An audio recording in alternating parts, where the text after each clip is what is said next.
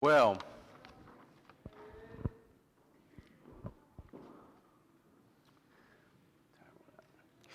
in Greek mythology, Sisyphus was the king of Ephyra, or Ephyra, or what we now know as Corinth. And he was known for being crafty and deceitful. He would often trick his way out of punishment or things of that sort, or burdens of the various gods in Greek mythology. But after numerous occasions, Sisyphus outsmarted and misled enough people, and Zeus had it up to here with him. Zeus, being known the king of the gods, grew furious with Sisyphus. And so Sisyphus was given an eternal punishment by Zeus, this endeavor to constantly push a large boulder up a hill. And once it got to the top, it would roll back down, and he had to go push it up again. And this would be his hell that he lived in. Now, Sisyphus' struggle is the struggle of all humanity. We, too, are stuck trying to fill a void that really nothing in the natural world can completely satisfy. Now, these desires for things like joy, hope, meaning, satisfaction, they're good things. They're God-given, right? However, with these good and natural desires being misplaced and therefore often unfulfilled, we as humanity are trapped alongside Sisyphus.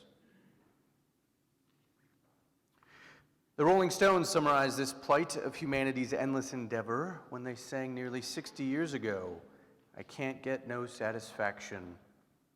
Because I try, and I try, and I try, and I try. I can't get no satisfaction." Now, today is the third Sunday of Lent, the annual season leading up to Easter weekend. Each year, hundreds of millions of Jesus followers, they metaphorically journey with Jesus down the hill, that instead of the insurmountable mountain of Sisyphus, and instead they journey to the desert with Jesus. And there we fast from something that we often tend to turn to instead of God to satisfy or fill that hole in our hearts. And as we'll see, and hopefully as you're seeing, as you're partaking in Lent, if you are, in this abstaining from seeking to satisfy these desires by that practice, we open ourselves up to space for God to enter into our lives. Perhaps show us things about ourselves or about Him that our lives have been too filled up with to see. So this morning we're looking at the topic of satisfaction. And we'll break it down. We'll look at satisfaction according to other faiths, according to our culture, and then according to Jesus, walking through this Isaiah 55 passage. And before we dive in, a couple things about Isaiah. If you're unfamiliar, Isaiah is a prophet in the Old Testament. He lived roughly in the 9th, 8th century BC. He is the most quoted prophetic book by far in the New Testament. New Testament writers loved him. He's largely poetic, but there is some narrative. However, this book is not necessarily chronological. It's more thematic and of an anthology of his teachings. And then when I say his teachings, well, there's a debate there as well. They call it the Bible of the Old Testament because there's 39 chapters, and then there's a break, and then there's 27 more, similar to our Old Testament and New Testament canon. An overwhelming majority of scholars believe that there were at least 2 Isaiahs that have been compiled into this book, mainly because between 39 and 40, there's about a 150-year gap, and we know Isaiah didn't live that long. There could be more. Isaiah alludes to potentially a school of his disciples, that he was training up other Isaiah disciples and prophets. Regardless, it doesn't totally matter or change the outcome of what we're reading here today. The reality being that Isaiah spans this great time period for the nation of God's people, Israel. And he's talking to them in particular in a time where they're experiencing a lot of prosperity, but at the same time, because of their prosperity in monetary, physical ways, safety, things of that sort, they've grown complacent. They've grown complacent. They assume that God had been blessing them because of them, their own good works, their own good deeds, their own religious adherence to Him, mainly because they had acquired wealth and physical prosperity. But we learn throughout Isaiah that God is not so pleased with them because their prosperity is mainly on the backs of the poor. There's sexual promiscuity that is just rampant, and there even is idol worship. Both physical statue worship, but also the worship of monetary goods, comfort, status, things of that sort. So let's walk into satisfaction according to other faiths. Taoism, I can't really pronounce it that well, but in Tao Te Ching, they write, people would be content with their simple everyday lives in harmony and free of desire. When there is no desire, all things are at peace. That's a key line there. When there is no desire, all things are at peace. There's this view that as we push down our desires, minimize them, we then will be at peace. Buddhism holds a similar view with regards to our desires. The Dalai Lama wrote, when you are discontent, you always want more, more, more. Your desire can never be satisfied. But when you practice contentment, you can say to yourself, oh yes, I already have everything I really need. Similar, it sounds nice, right? Practice contentment. How do you do that? What's the path? Yuval Harari, he's most likely an atheist or agnostic historian around today. In his book, Sapiens, he summarizes Buddhism in this way, that according to Buddhism, the root of suffering is neither the feeling of pain, nor of sadness, nor even of meaninglessness. Rather, the real root of suffering is this never-ending, pointless pursuit of ephemeral feelings, which causes us to be in a constant state of tension, restlessness, and dissatisfaction. Due to this pursuit, the mind is never satisfied. Even when experiencing pleasure, it's not content because it fears this feeling might soon disappear, and it does. And craves that this feeling should stay, and not just stay, but intensify. People are liberated from suffering, that not when they experience this or that fleeting pleasure, but rather when they understand that the impermanent nature of all their feelings, and they stop craving them. This is the aim of Buddhist meditation practices. In their meditation, you are supposed to closely observe your mind and body, witness the ceaseless arising and passing of all your feelings, and realize how pointless it is to pursue them. And when the pursuit stops, the mind becomes very relaxed, clear, and satisfied. All kinds of feelings go on arising and passing: joy, anger, boredom, lust. But once you stop craving particular feelings, you can just accept them for what they are. The resulting serenity is so profound that those who spend their lives in frenzied pursuit of pleasant feelings can hardly imagine it. Now again, both Taoism and Buddhism, these sound nice. There's strands of truth. There's things we agree with there. However, there's two problems. One, it devalues our suffering. Because to the Buddhist, our suffering, those feelings of absence, those feelings of loss, of grief, are something that we are to diminish, to not indulge. That because this is all fleeting, therefore it has no lasting purpose, so get over it. At some point you're going to die, and that's it. So why does it matter? So instead, stop thinking about it, stop focusing on it, and achieve peace, nirvana. The other problem is it dismisses our desires.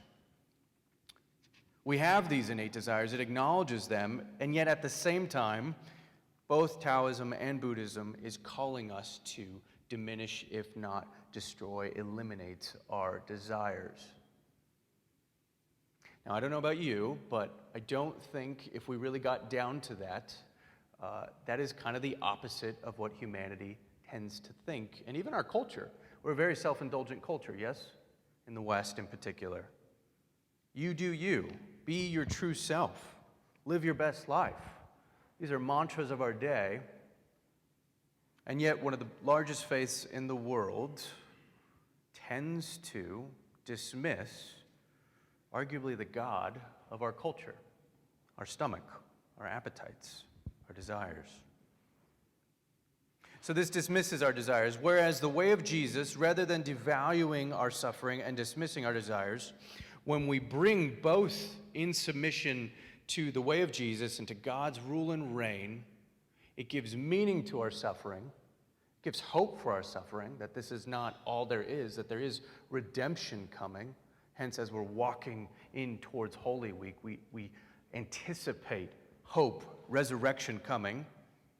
But then it doesn't simply dismiss our desires either. It actually gives us a greater place to find fulfillment of our desires. It begins to bring answers to our questions, color to our black and white photos, salt and pepper, and hopefully even garlic to our sometimes bland Amish food. Sorry, Amish food. You guys told me this, sorry. Every time I go to an Amish place, you guys are like, put some salt and pepper on it. Next, satisfaction according to our culture. Well, we kind of started into that. What does our culture seek satisfaction in?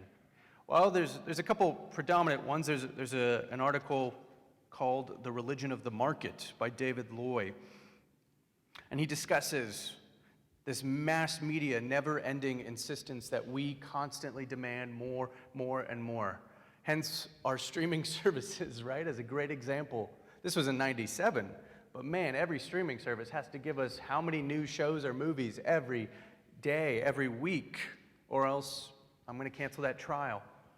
It's not worth, I'm going to share that Netflix subscription password with my friend because it's not worth my money. There's not enough on there. Or, in regards to any sort of avenues of life, are as big as our houses, our cars, our phones, our vacations. Man, it's maddening to think that just a decade and a half ago when I was a teenager, my parents didn't have that expense of buying me a cell phone. And now kids as young as elementary school are getting these $1,000 computers in their pockets that are more powerful than the computers that launched the... Well, anyways. They're these powerful devices, but they also come with apps and subscriptions and monitoring subscriptions and all these things, these more, in order that if we don't have them, if our kids don't have them, if our teenagers don't have them, if we don't have them, as adults, we can't possibly exist and flourish as a human being without said smart devices. But the expenses, the accumulation of said wealth, and things that you have to have in order to be a better and more full human are coming earlier. They're pressing earlier on in your kids' lives and in our generation's lives.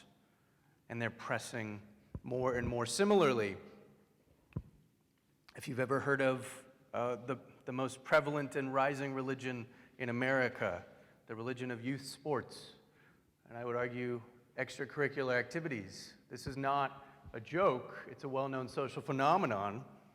Data is showing and its characteristics, how much it is becoming a religion. Sports in general, right? People spend $4 million on a Babe Ruth jersey, but in particular, youth sports. It's fascinating to think even more so again, 20 years ago, 25 years ago, that when I wanted to play sports, I just went out in the cul-de-sac. I didn't have to spend thousands of dollars every year to be in a practice every day of the week and have games and all this stuff and travel and somehow having to pay to get on an airplane for my 8-year-old, for my 10-year-old. Wow, it's crazy. But you have to do it, because if you don't do it, your kid's not going to fit in. You won't fit in because you're not in community with those people. Again, all around us, these things are pressing and saying, come earlier, more, more, more. And even as little as the inexpensive things at bulk stores and restaurants, right? We all want the add-on for $1. Why do you think McDonald's sells a soda for $1, any size? Because it's so easy to get you to buy more. It's just $1. Why do you think an ad shot at Starbucks is 50 cents? It's just it's just 50 cents. Or why do you think the dollar section at Target or at Walmart is the most popular and prevalent thing? It's a bunch of stuff that you never knew you needed, but once you saw it, you couldn't live without it. And it's only $1. It's only $1. It's only $2, whatever. But then years later, when you're trying to move and you're cleaning out your house, you're like, why did we buy all this stuff? More, more, more. We see this even in our careers and vocations. Our culture particularly presses this, and this goes back to the religion of the market even so. Ryan Holiday, he's a prominent author of the last decade, in particular in a lot of the business and social worlds. He writes, we all have goals. We want to matter. We want to be important.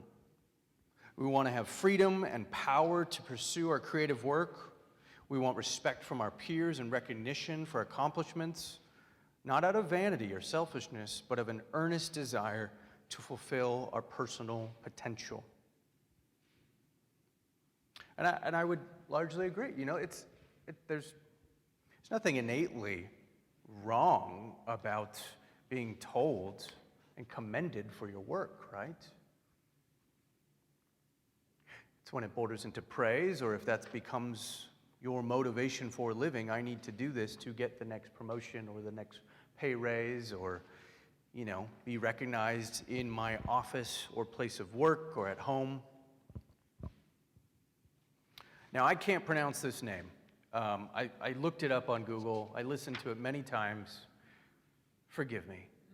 But The Brothers Karamazov, written by Fyodor Dostoevsky, whatever.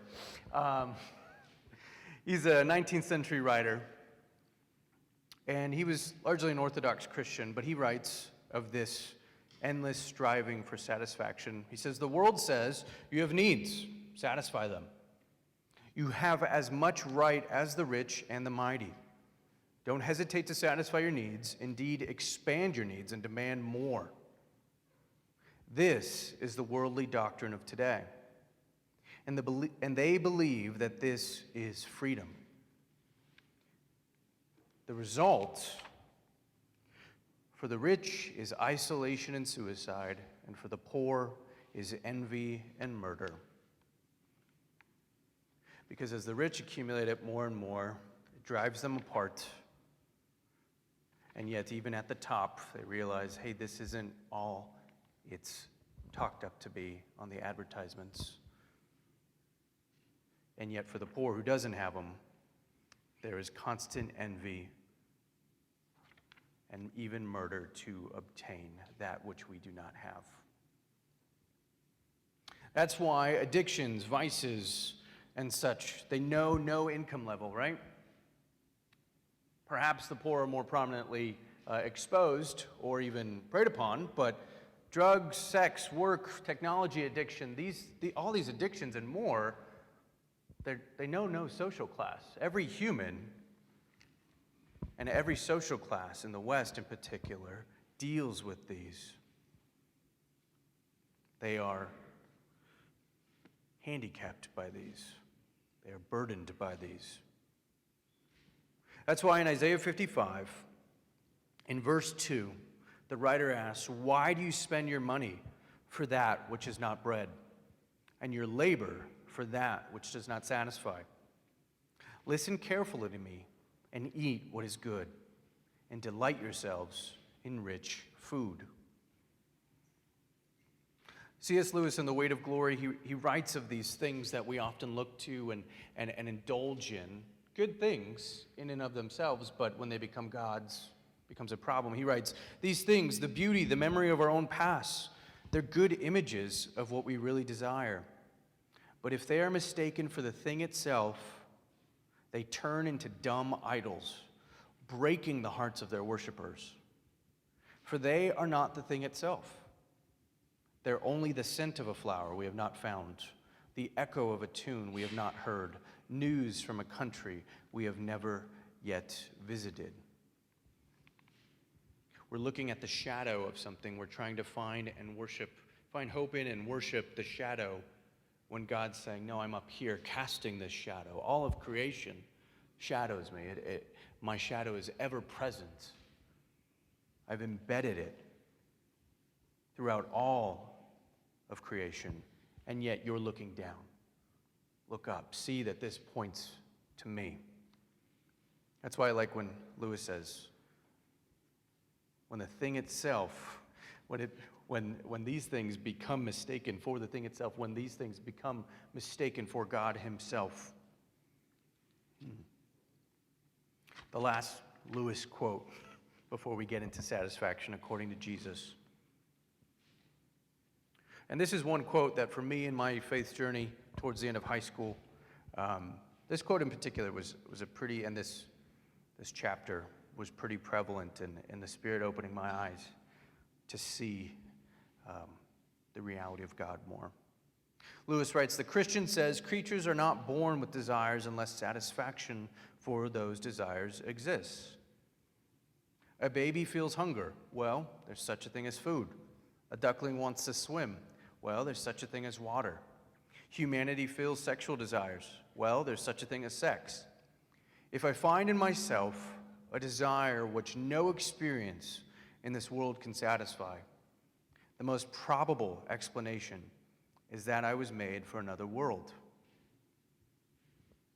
If none of my earthly pleasures satisfy it, that does not prove that the universe is a fraud.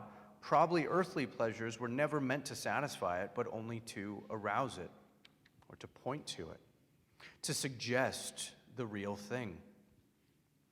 If that is so, I must take care, on the one hand, never to despise or to be unthankful for these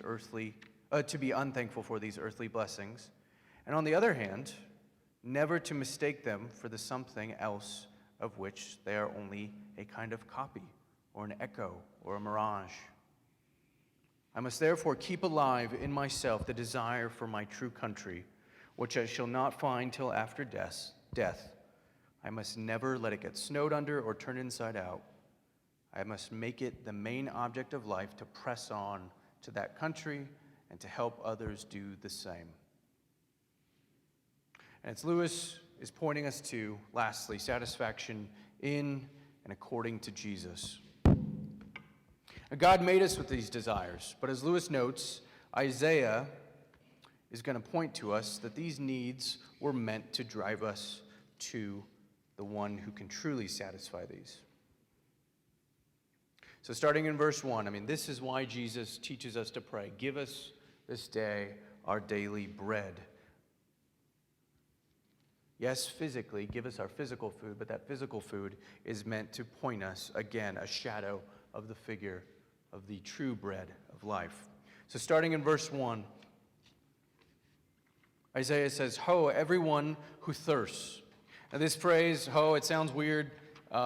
It's a phrase that essentially in those days are water cellars, which, there were things called water cellars. I was like, what is that?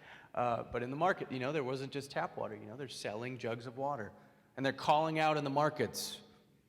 Essentially, you're walking down a farmer's market, or if you've ever been to like a busy market, the one up in Cleveland, I forgot the name, but they're out there selling and shouting at you to come buy their fish. That type of thing. It's that type of energetic market, saying, everyone who thirsts, come to the waters. And you that have no money, come, buy and eat. Come buy wine and milk without money and without price. How is that possible, right? How do we come, those of us who have no money, and how do we then buy and eat?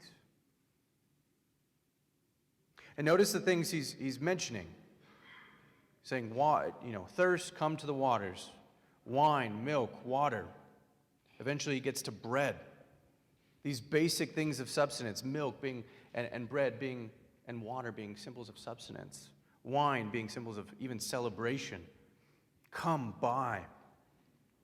Notice that this is nothing you yourself can come and buy on your own. We can't do that on our own. That's why we have no money to bring to the table. We have nothing to bring to the table. We don't bring anything to the table on our own apart from Christ, right? He continues, why do you spend your money for that which is not bread, and your labor for that which does not satisfy?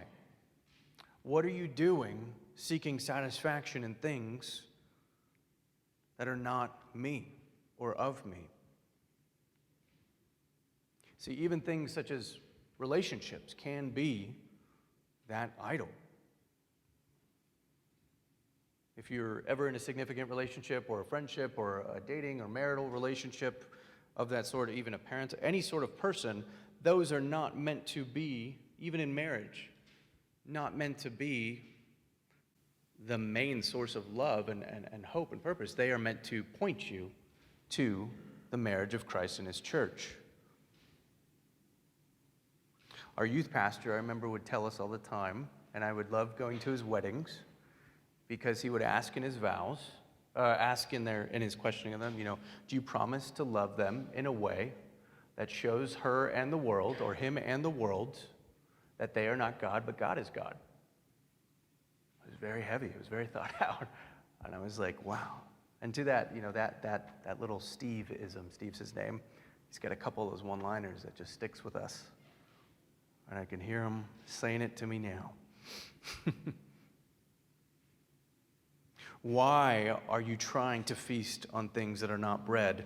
Why are you investing in these things? He's not saying don't eat. He's not saying don't drink, right? He's not saying don't live and love and enjoy marriage and family or friendships or vocation or anything of that sort. But he's saying don't make them your substance. Don't make them what defines you. He continues, listen carefully to me. Eat what is good. Delight yourselves in rich food. Incline your ear and come to me. Listen so that you may live. Those other things that you're eating, man, it's junk food. It's those late nights where you're like, dude, nothing's open but Taco Bell. I should just get it. And then middle of the night, your stomach's like, no. You knew it too. Ben shaking. You knew it. It wasn't gonna satisfy. It would temporarily hit the fix, right? You'd get that little hit, that momentary satisfaction, whatever that is that gets you that little jump, even that little high. But at some point, you come down that mountain, and you've got to push that boulder up again, like Sisyphus. Delight yourselves in rich food. He continues, incline your ear and come to me. This is him speaking this is God speaking through Isaiah. Listen so that you may live. I will make with you an everlasting covenant and my steadfast, sure love for David. He's foreshadowing Jesus coming here. See, I made him a witness of the peoples, a leader and commander for the peoples. See, you shall call nations that you do not know, and nations that do not know you shall run to you because of the Lord your God, the Holy One of Israel, for he has glorified you. And if you weren't with us last week, this is where we were getting at. That through our attention and our affections being cultivated in and through and for Jesus, in our life and love for God, vertically, it starts pouring out horizontally in our households, our neighborhoods, our workplaces, our communities. He's saying, you come to me, you feast on me, it's going to be contagious. It's going to spread. It's going to be a blessing to others. And lastly, he concludes, seek the Lord while he may be found. Call upon him while he is near. Let the wicked forsake their ways and the unrighteous their thoughts. Let them return to the Lord, that he may have mercy on them, and to our God, for he will abundantly pardon. What are those verbs there? He says, seek, call, forsake, return. Seek true satisfaction. Seek true subsistence. It reminds me of Jesus' words in Matthew 11. He says, "Come to me, all you who are struggling hard and carrying heavy loads, and I will give you rest. Put on my yoke and learn from me. I'm gentle and I'm humble, and you will find rest for yourselves. My yoke is easy to bear, and my burden is light." Sorry, 2 more verses. God says, "For my thoughts are not your thoughts, nor are your ways my ways, says the Lord. For as the heavens are higher than the earth, so are my ways higher than your ways, and my thoughts than your thoughts." The call is to seek God here and now. Stop putting your trust and faith, stop putting our attention and affections being rooted in the things of this world. But let them be what they are, gifts, vessels that point us to the gift giver. Let them point us to the true gift giver. Thomas Merton writes, "A life is either all spiritual or not spiritual at all. No man can serve 2 masters. Your life is shaped by the end that you live for, and you are therefore made in the image of what you desire." You are made in the image of what you desire. And obviously, we're all made in God's image. He's more speaking metaphorically, yes. But we are formed by that which we give our attention and affection to. That which we worship, we become like. That which we seek our meaning, our joy, our hope, our significance in, our salvation in, we become like, our purpose in. So the call is to return to God. The call in this time, in particular in Lent, as we wrap up, it's to devote this season, again, in anticipation of the coming King, but in his coming, taking his throne, starting on Palm Sunday. But his throne was not the earthly throne, it was the cross.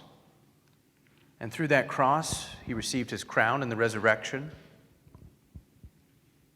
And that's what we are to anticipate and approach, that humble God in that throne shaped like a cross. But what have you been turning to? What have we been turning to? What have you been pretending is bread? When you're thirsty, what have you been seeking to quench your thirst?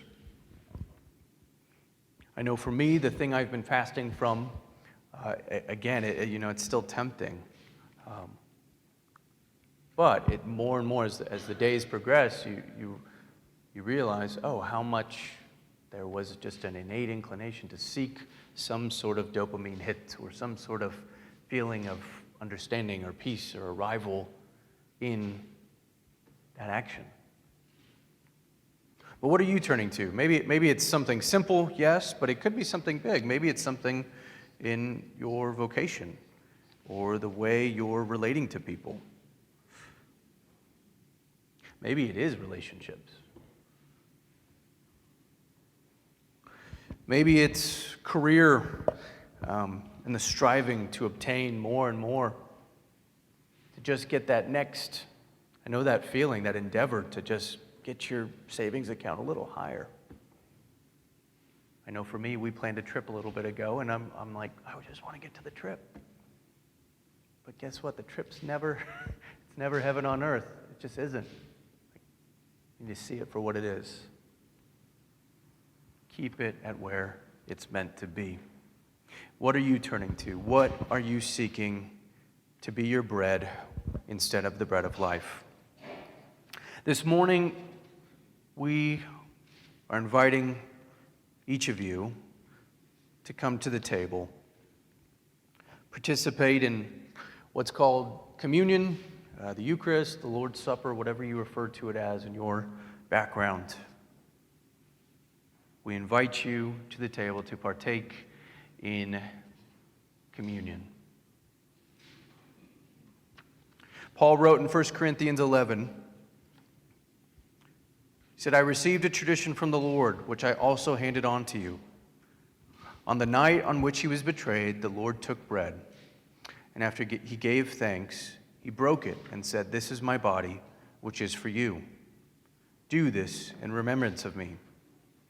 And he did the same thing with the cup after they had eaten, saying, 'This cup is the new covenant in my blood. Every time you drink it, do this to remember me. Every time you eat this bread and drink this cup, you broadcast the death of the Lord until he comes.'"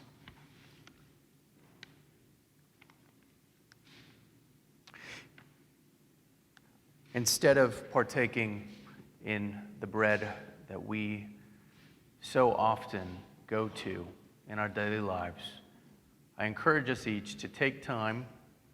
The band's going to play a couple songs, and I believe they'll even play an instrumental up front just to give us time to come up and grab the elements.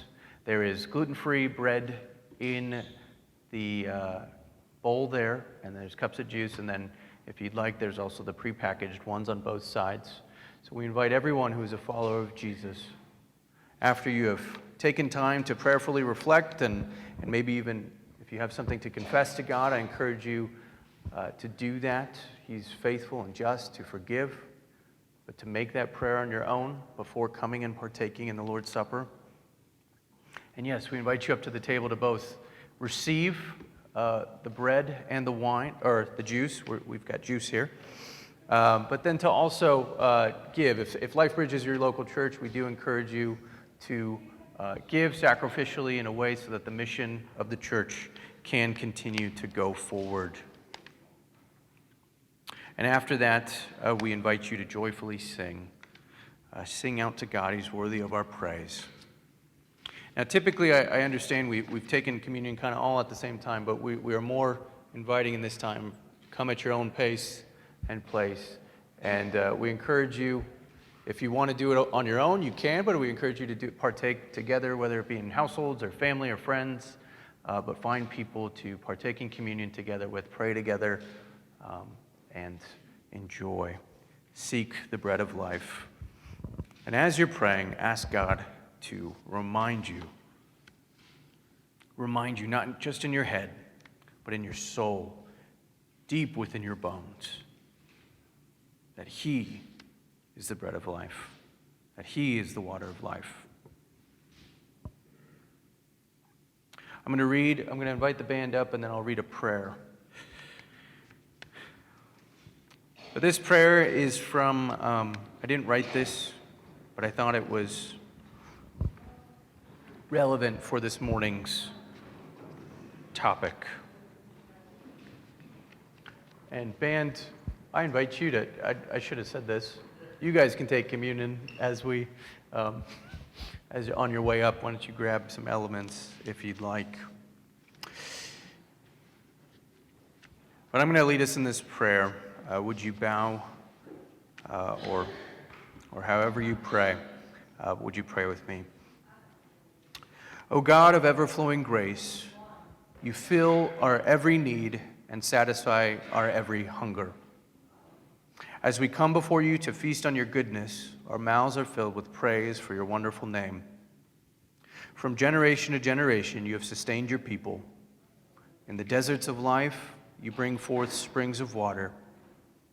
When we encounter the storms of life, you are our refuge. You nurture us as your own beloved, but we do not bear fruit often. We are hardly satisfied. We seek out the comforts of this earth, and in so doing, dishonor you, the giver of every good gift. And while we are liable for judgment, your grace is sufficient. We praise you, O merciful God, for sparing your wrath for us, and we praise you for forgiving our sin and freeing us to follow you with joy. Led and sustained by your Spirit, your church has continued to this day. We ask that you anoint us, Holy Spirit, that we may become your witnesses, calling our neighbors and nations of the world to run to you, the Holy One. Amen.